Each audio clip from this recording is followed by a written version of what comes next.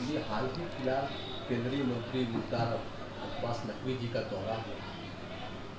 उसमें अपने देश के प्रधानमंत्री नरेंद्र मोदी जी की सुरक्षा को लेकर के और उनके स्वास्थ्य को लेकर के दुआएं की। क्या कहना चाहेंगे सर? कि माहिम दरगाह और हाजिली दरगाह जो है वो एक ह्यूमैनिटी का प्लेटफॉर्म है। इधर हर पॉलिटिकल पार्टी के लोग आते और अपने अपने लीडर्स के लिए दुआ मांग के जाते। कल ऐसा था, मुख्तार अब्बास नकवी साहब आए थे, हमारे यूनियन मिनिस्टर है, उनका एक प्रोटोकॉल है, तो उनको मैंने पर्सनली रिसीव किया। वहाँ उन्होंने प्राइम मिनिस्टर की सेहत के बारे में दुआ की। और उसके अलावा मैंने न्यूज़ में भी देखा कि वो निज़ामुद्दीन भी गए थे, अजमेर भी गए थे। तो ये उनका एक दौरा था। तो हमारे वहाँ जो भी आता है ही इज़ मोस्ट वेलकम। और बहुत ग्रेसफुली उनका अटेंड हुआ, उन्होंने दुआ मांगी उधर। और उसके बाद में ट्रस्ट से भी गुफ्तगू की कि ट्रस्ट का काम कैसा चालू करता है। And he was very happy कि हाजिली दरगाह का पूरा ब्यूटिफिकेशन का काम हो रहा है, वहाँ कोस्टल रोड का काम हो रहा है। तो काफ़ी उनसे भी मौका मिल गया एक बात करने का, क्योंकि हमारे एक यूनियन मिनिस्टर है और माइनॉरिटीज़ अफेयर्स देख रहे हैं। तो एक अच्छा उनसे भी एक गुफ्तगू हो गई। सर, अगर देखा जाए तो लॉकडाउन के समय से पिछले 2 ढाई साल में आप अपनी संस्था के मार्फत मुंबई करों की मदद को लेकर के बड़े जोर शोर से आगे आए हैं, उनकी मदद के लिए हमेशा खड़े रहते हैं। वर्तमान समय में बढ़ते हुए कोरोना ओमिक्रॉन के खतरे को देखते हुए राज्य सरकार जहां विभिन्न गाइडलाइन जारी कर रही है, उसको देखते हुए सर, आप समाज के सर्वा हैं, आप किस प्रकार लोगों की मदद को आगे आए? कि माहिम दरगाह हाजिली दरगाह हमेशा ये नेक काम में हमेशा जुड़ी हुई है। हमारे साथ में लगभग 250 से 300 वॉल्टियर्स है।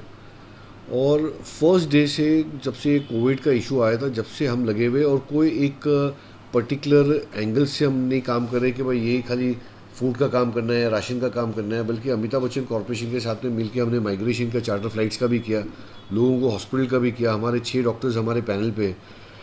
और माहिम दरगाह जो है 2007 में ये पहला दरगाह था जिसको आईएसओ सर्टिफिकेशन दुनिया में पहली बार मिला दरगाह को कोई। तो हमारा एक खुद का एक प्रोफेशनल मैनेजमेंट है और हमारे खुद के एसओपीज़ बनते। गवर्नमेंट के भी एसओपीज़ बनते, हमारे भी एसओपीज़ बनते, उसको इनकॉर्पोरेट करके बेस्ट वे में हम फंक्शन कराना चाहते हैं। और हमेशा ऐसा हुआ है कि जितनी भी जो एजेंसीज है, जैसा मुंबई म्यूनसिपल कॉरपोरेशन है, मंत्रालय है और मुंबई पुलिस है, ये सबके साथ में हमने टाई अप करके काम किया और उनका भी पूरा असिस्टेंस हमारे साथ में है। तो हमारे जो टास्क ओनर्स है, जो हमारे एसेट है, हमारे वॉल्टियर्स है, ये पूरा फील्ड के ऊपर आ जाते। और कंटिन्यूसली हमारा राब्ता रहा है गवर्नमेंट डिपार्टमेंट से, मंत्रालय से, पुलिस से कि, और बीएमसी से, कि जो ये केसेस जो अगर एक्स्ट्रा भी आ रहे हैं तो हमारे लाइक का कुछ भी काम होता है, जिसे हमारे वॉल्टियर्स की अगर ज़रूरत है, या हमारे तरफ से कुछ फूड पैकेट्स की ज़रूरत है, या हमारे तरफ से कुछ मेडिसिन की ज़रूरत है, या काउंसलिंग की ज़रूरत है, बिकॉज हमारे पास स्कूल है, हमारे पास काउंसलर्स है। तो आज मैं तो यही बताऊंगा कि ये कोविड जो है ना, जो अभी थर्ड वेव का भी जो हम सुन रहे हैं, दो अभी सिविक बॉडी के वहाँ से, चहल साहब के वहाँ से एक इन्फॉर्मेशन आई कि 90% असिम्टोमेटिक है। बट आज की तारीख में हमारे पास इसका कोई क्योर नहीं है। हमारे पास खाली इसका एक प्रिकॉशंस है जो वैक्सीन के तौर पे। अभी हमने एक वैक्सीन किया जिसमें 1200 लोगों को एक दिन में वैक्सीन कराए। अभी सोच रहे कि बॉम्बे में 10 से 12 जगहों के ऊपर उसको वैक्सीन सेंटर लगावे और लोगों को यही एक प्रिकॉशन दे सकते। दूसरे, हम लोग दरगाह और ये सब जब चलाते तो लोग एक होप से आते, तो दरगाह में भी दुआएं होती रहती। तो दो ही चीज़ हमारे पास आज की तारीख में, एक है जो निस्बत बुजुर्गान दीन की, जो हर रिलीजियस स्थल के ऊपर मिलती है। मंदिर से कुछ लोग लेते, कुछ लोग मस्जिद से लेते, कुछ लोग दरगाहों से लेते, कुछ लोग गुरुद्वारा से लेते। तो यहाँ दुआएं भी हो रही है, प्लस जो प्रिकॉशंस के तौर पे हम वैक्सीन ले सकते हैं उसके ऊपर हम प्रमोशन ज़्यादा स्टार्ट कर दिए। और लोगों की काउंसिल, बिकॉज कोविड-19 और ये ओमिक्रॉन जो है, ये खाली एक मेडिकल इशू नहीं है, बल्कि ये इकोनॉमिक इशू और एक साइकोलॉजिकल इशू है। सो साइकोलॉजिकली हमारे को लोगों को रिलीफ देना चाहिए, उसके ऊपर हमारा ज़्यादा कॉन्सेंट्रेशन है। सर, अगर बावजूद अब मुंबई करों के सामने एक ही सवाल है, जब वैक्सीनेशन की प्रक्रिया हो चुकी है तो लॉकडाउन का सवाल ही कहाँ उठता है? देखिए, लॉकडाउन आज हम लोग अफोर्ड नहीं कर सकेंगे, ये मेरा एक पर्सनल ओपिनियन है। लॉकडाउन करना मुंबई जैसी सिटी को, it's not good for economics. आज लोग जो है, कोविड से ज़्यादा लोग डिप्रेशन में, और लॉकडाउन की वजह से ज़्यादा डिप्रेशन बढ़ जाएगा मेरे ख्याल से। Now this is facts of the life. अभी ये जो वायरस जो आया, ये कंटिन्यूसली उसके जो दूसरी बॉडी जो निकल रही है ओमनिकॉन के तौर पे आया, पहले सार्स के तौर पे आया था, तो now this will go on. हमारे को हमारी मेडिकल टीम को चुस्त रखना चाहिए, हमारे को हमारे काउंसलर्स लोग को जो साइकोलॉजिकली पेशेंट्स को ट्रीट कर सके उनको चुस्त रखना चाहिए, तो वही लेवल के ऊपर हम काम कर सकेंगे। अगर लॉकडाउन की तरफ सोचेंगे तो मुंबई जैसी सिटी का इफ़ेक्ट जो है पूरे इंडिया में जाता है। सो मैं नहीं समझता हूँ कि लॉकडाउन एक उसका हल है।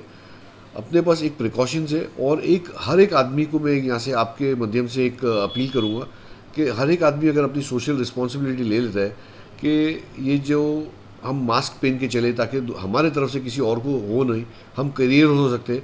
आज इतना हाई इफेक्टिव ये कोविड है ही नहीं जो फर्स्ट फेज़ और सेकेंड फेज़ में था, बट येस असिस्टमेटिक है जो करियर के तौर पे हो सकते हैं। तो हमारे को एक प्रिकॉशन लेना चाहिए, और हमारे को हमारी एक सोशल रिस्पॉन्सिबिलिटी ये है कि ये टाइम है हमारे को पे बैक करने का, जो भी हो सकता है मैक्सिमम हम लोग को ये मौके पे करना चाहिए। बस वही बात कर रहे हैं सर कि वैक्सीनेशन की विश्वसनीयता पे, उसकी क्वालिटी पे सवाल उठने लगे हैं। या तो वैक्सीनेशन की क्वालिटी कम दर्जेदार है, या तो फिर इसमें कुछ राजनीति कर रहा है। नहीं, ये इसमें फर्स्ट डे से ये डिसाइड हुआ था कि वैक्सीनेशन जो है ना वो एक प्रिकॉशन है, क्योर नहीं है। तो क्योर अभी तक हमारे पास कोविड-19 का या कोई भी दूसरे वायरस का अभी तक हमारे पास एब्सोल्यूट क्योर आया नहीं है। ये हम अपने आप को खाली प्रोटेक्ट कर सकते हैं वैक्सीन लेके, ताकि उसकी जो कोविड के जो इश्यूज आएंगे तो वो इतने स्ट्रॉन्ग नहीं आएंगे और आदमी बेयर कर सकेगा। सो ये पहले से क्लियर इन माइंड है, लेकिन सिंस एक प्रिकॉशन ये है तो हमारे को वो प्रिकॉशन लेके चलना पड़ेगा। सर अगर मान लीजिए भविष्य में और हालात और बिगड़ते जाते हैं, उम्मीद करूँ कि और अभी आज 20,000 हो गए। पहले मुंबई महापालिका ने और राज्य सरकार ने ऐलान किया था कि अगर 15,000 के ऊपर 20,000 होगा तो लॉकडाउन की प्रक्रिया पे किया जाएगा विचार। लेकिन आज कह रहे हैं कि लॉकडाउन नहीं होगा। लेकिन इसके भी अगर आंकड़े और बद से बदतर होते ही जाएंगे तो विभिन्न धार्मिक स्थलों में पाबंदियां भी लगाई जाएंगी, चाहे वो मंदिर हो चाहे मस्जिद का मामला हो। तो आप अपने मुंबई करो जो अल्पसंख्यक समाज से आप करते हैं, बिलोंग करते हो, करेंगे किस हालात को देखते हुए किस तरह समझौता करना चाहिए, गाइडलाइंस वगैरह का पालन करना। हमारी एक टीम है जो एक थिंक टैंक टीम है, उसने भी जैसा मैंने आपको बताया है कि कोविड-19 का कोई क्योर नहीं है हमारे पास सिवाय उसके प्रिकॉशन जो वैक्सीन है। लोग अगर वैक्सीन लगा लेते एक हर्ड कम्युनिटी तैयार हो जाती है। लेकिन हमारा पॉपुलेशन अभी 130 करोड़ का इंडिया में, मुंबई में हम लोग 1 करोड़ 20-25 लाख है। तो इतना इजी नहीं है कि वैक्सीन कंप्लीट होकर एक हर्ड कम्युनिटी बनाना, बिकॉज उसमें ट्रैवलर्स भी है। अनफॉर्चुनेटली जो ट्रैवलर्स लोग ने भी वैक्सीन 2 शॉट लिए वही ट्रैवल अलाउड है, लेकिन फेल रहा है वहाँ से ये, क्योंकि ये इम्पोर्टेड वायरस है, ये कोई इंडिया का डेवलप वायरस है ही नहीं। सो हमारे पास खाली एक प्रिकॉशन लेने का मौका है। और दूसरा, मैं लॉकडाउन के अगेंस्ट में इसके लिए हूँ क्योंकि इकोनॉमिक कंडीशन से लोग अगर डिप्रेशन में जाते हैं तो वो ज़्यादा वर्स इफेक्ट हो जाएगा कोविड से ज़्यादा। और धार्मिक स्थल को बंद नहीं उनको करना चाहिए, ठीक है, उसमें प्रिकॉशन ठीक है कि मास्क लेके आदमी जाए, सैनिटाइजर लेके जाए, 50% ऑक्यूपेंसी में जाए, सोशल डिस्टेंस मेंटेन करे, बिकॉज ये जो धार्मिक स्थल जो है ना, ये सब एक होप की जगह है। और आदमी आज की तारीख में एक निस्बत अगर किधर रखता है तो होप से ही उनकी गाड़ी आगे चल सकती है, अदरवाइज उनके ऊपर प्रेशर ज़्यादा आ जाएगा। सर आप मुंबई की बड़ी अजीम शख्सियतों में कतारों में शामिल होते हैं, शुमार होते हैं, जैसे कि बड़े बड़े सेलिब्रिटी अगर उनका नाम ले लिया जाता है उनकी कतारों में आप भी खड़े होते हैं। आप जब इस समाज सेवा के कार्य में उतरते हैं तो आपके साथ कौन कौन सी कितनी संस्थाएं लेके काम करते हैं? इससे पहले एम्बुलेंस वगैरह का भी वितरण हुआ था, बड़े पैमाने पर कार्यक्रम आयोजित किया। मेमन संस्था भी आपके साथ कंधे से कंधा मिला के काम करे। ऐसी कितनी संस्थाएं आपके साथ काम करती हैं समाज सेवा में? माहिम दरगाह, हाजिली दरगाह के साथ में लगभग 70% महाराष्ट्र के दरगाह, मस्जिद और कब्रस्तान डायरेक्टली और इनडायरेक्टली जुड़े हुए हैं। सो हमारी जो स्ट्रेंथ जो है काफ़ी ज़्यादा है as far as the NGOs are concern. World Memon organization एक बहुत बड़ी बॉडी है, वो हमारे साथ में। ऑल इंडिया फेडरेशन है जिसके 485 जमात है, उसमें मैं वाइस प्रेसिडेंट हूँ, वो भी हमारे साथ में। मेमन चैम्बर ऑफ कॉमर्स हमारे साथ में। सो लगभग जितने मैक्सिमम NGOs है मुंबई के, वो भी हमारे साथ में जुड़े हुए। और इसके अलावा ये खाली एक मुस्लिम NGOs की मैंने बात कर रहा हूँ, हमारा एक विहाम करके एक ग्रुप है जिसमें इंटर रिलीजियस फेथ भी चलता है, जिसमें बुद्धिज़्म भी है, सरदार भी है, कैथलिक के हमारे कम्युनिटी के चर्चेस भी साथ में है, पारसी कम्युनिटी के भी लोग साथ में। सो हम लोग ऑन द होल कम्युनिटी से ज़्यादा हम लोग सोसाइटी को कैसा हम लोग प्रोटेक्ट कर सकते हैं, उसमें उसको कैसा और इंटेंस कर सकते हैं, उसमें हम बिलीव करते हैं। तो we work for the society at large. Sir, आज जिस तरीके से 15 से 18 सालों को वैक्सीन की जो शुरुआत की गई है, विदाउट एक्सपेरिमेंट की इस वैक्सीन को बच्चों को देने के लिए सरकार ने लागू किया है। क्या आने वाले समय में अगर कोई घटना होती है, क्या इसका जवाबदार सरकार लेगी सरकार? अगेन मैं अपना पर्सनल ओपिनियन दूंगा कि वैक्सीन के बारे में लोगों को क्षमता तो है ही, लेकिन इसमें गवर्नमेंट को थोड़ा एप्लीकेशन ऑफ माइंड रखना पड़ेगा। क्योंकि पहले जब कोविड-19 का उन्होंने दिया था कि आप 30 दिन में सेकेंड डोज ले सकते हैं, उसके बाद में उसको 44 डेज़ कर दिया, उसके बाद में उसको 84 डेज़ कर दिया, फिर उसके बाद में अगर तुम ट्रैवल करो तो तुम्हारा जल्दी मिल सकता है। तो उसकी इफ़ेक्टिवनेस से लोगों में ऐसा हो गया कि एक डाउट पैदा हो गया। सो गवर्नमेंट को एक फ़िक्स कर देना चाहिए, नहीं ये पर्टिकुलर टाइम में आप ले सकते हो, या तो उसकी इफ़ेक्टिवनेस खलास हो जाएगी। सेकेंडली 15 और 18 बच्चों के लिए आज क्यों, जब पहले क्यों नहीं आपने कर दिया, आज क्या के लिए? तो ये वेदर लोगों के माइंड में डाउट जा रहा है कि एंटायर ये ball game commercial ball game है, तो ये डेफिनेटली ये डाउट पैदा हो रहा है। तो मैं खाली गवर्नमेंट से एक रिक्वेस्ट करूँगा कि एक फुल एप्लीकेशन ऑफ माइंड करके एक फाइनल आपका जस्टिफिकेशन दे के आप करें तो ज़्यादा इजी हो जाएगा और लोग उसमें इन्वॉल्व हो जाएंगे। क्योंकि हम जो सिटी में रह रहे मुंबई में, उसने हमारे को काफ़ी चीज़ दिया है, तो ये टाइम है हमारे को देने का। और कोई भी तरीके से, यानी इंडिविजुअल होवे, NGOs होवे, धार्मिक स्थल होवे या कॉरपोरेट्स होवे, उनको अपने आप को इन्वॉल्व करके डेफिनेटली गवर्नमेंट का साथ देना चाहिए। और गवर्नमेंट को भी इक्वली जस्टिफाई करना चाहिए कि वो हर चीज़ राइट चलते हैं। बट इसमें अगर politics is a right thing to play but not on religion platform, अगर बराबर कॉन्स्टिट्यूशन के हिसाब से चलते, बराबर जस्टिफिकेशन करते, तो आई थिंक ये अच्छा हो रहा है कि सब मिलके काम कर रहे हैं। सर, मेरा एक सवाल है। अभी आप कुछ ही दिनों पहले आपने देखा होगा कि एक ऐसी संसद लगाई गई जहाँ पे मुसलमानों के कत्लेआम की बात की गई। आप एक बहुत ही प्रतिष्ठित महाराष्ट्र का चेहरा है। मैं आपसे जानना चाहूँगा कि कल जिस तरह minority affair minister Mukhtar Abbas Naqvi यहाँ पर आते हैं ज़ियारत के लिए और देश के प्रधानमंत्री की सुरक्षा को लेकर दुआ मांगते हैं, और आप भी उनको एक प्रोटोकॉल के द्वारा आपने उनको रिसीव किया, क्या इस तरीके की कोई चर्चा आपके बीच में भी कि मुसलमानों की जो सुरक्षा के लिए किस तरीके का इंतजाम, और ये जो देश में नफरत फैलाने का काम किया जा रहा है, ये कितना सही है आपकी नज़र में, कितना गलत है? देखिए, इट इज़ वेरी अनफॉर्चुनेट कि आप अपनी पॉलिटिक्स जो है वो रिलीजन प्लेटफॉर्म पे खेलो। और जब भी ऐसा होगा, हमारा डेमोक्रेसी जो है, कॉन्स्टिट्यूशन हमारा स्क्रैच होगा और हमारी डेमोक्रेसी ब्लीड होगी, and that is not healthy for the country. कि ऑल द टाइम हम हमारी डेमोक्रेसी को ब्लीड करें, हमारे कॉन्स्टिट्यूशन से हटके काम करें।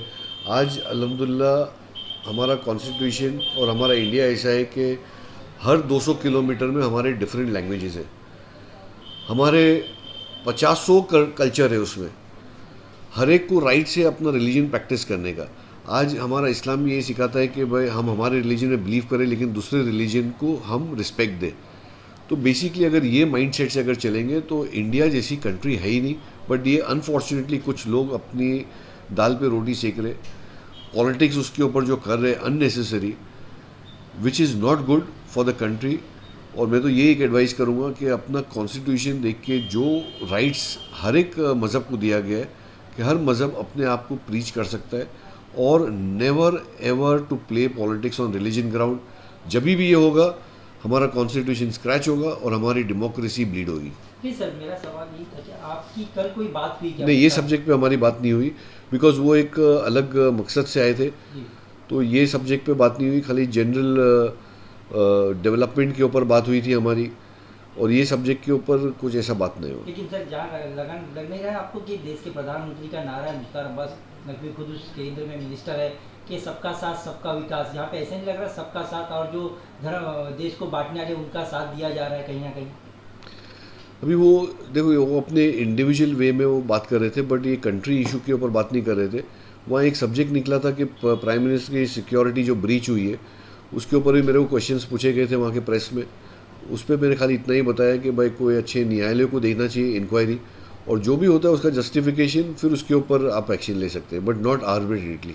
कि भी कुछ गाइडलाइंस है तो उनके साथ में भी कोऑपरेट करें। अदर कोऑपरेशन नहीं रहेगा सो कुछ डिफरेंट एक्शंस आ जाएंगे जिसमें हमारे को फिर मुमानियत हो जाएगी कि यहाँ ये नहीं कर सकते, वो नहीं कर सकते।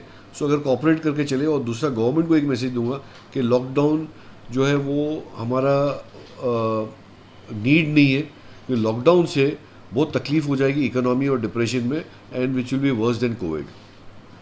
धन्यवाद सर, बहुत बहुत Thank you. धन्यवाद।